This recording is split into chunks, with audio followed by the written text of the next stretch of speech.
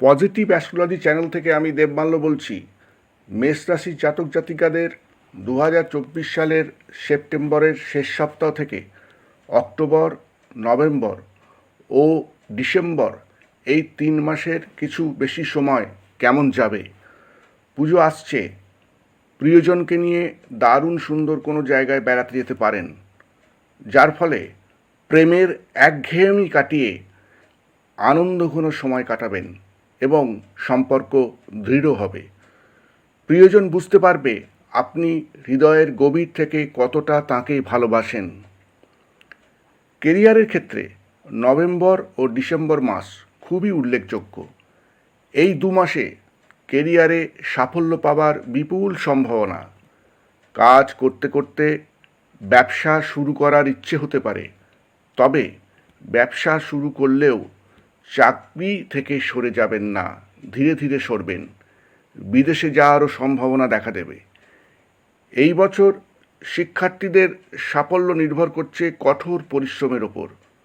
তবে যারা চাইছেন বিদেশে গিয়ে পড়াশুনো করতে, তারা অক্টোবর, নভেম্বর, ডিসেম্বর এই 3 মাস চেষ্টা করলে সাফল্য পেতে পারেন।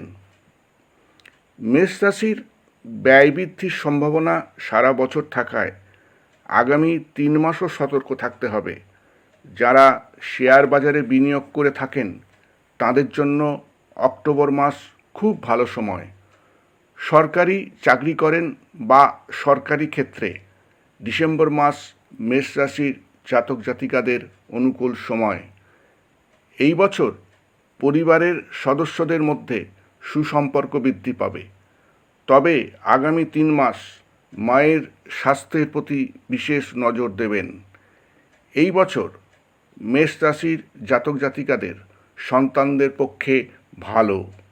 বিবাহযোগ্য সন্তানদের অক্টোবর থেকে ডিসেম্বরের মধ্যে বিবাহের যোগাযোগের সম্ভাবনা আছে।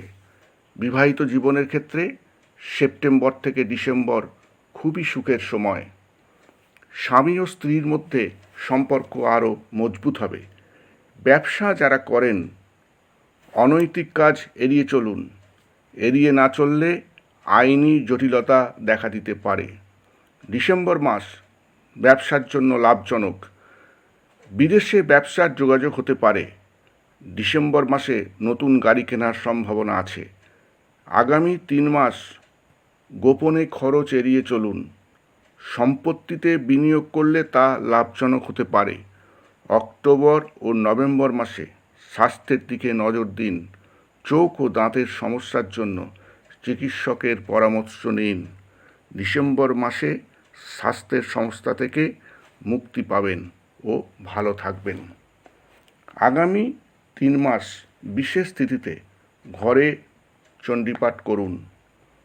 গণেশের পুজো করতে পারেন। সূর্যোদয়ের আগে সূর্যকে অর্ঘ্য দিন ও প্রণাম করুন।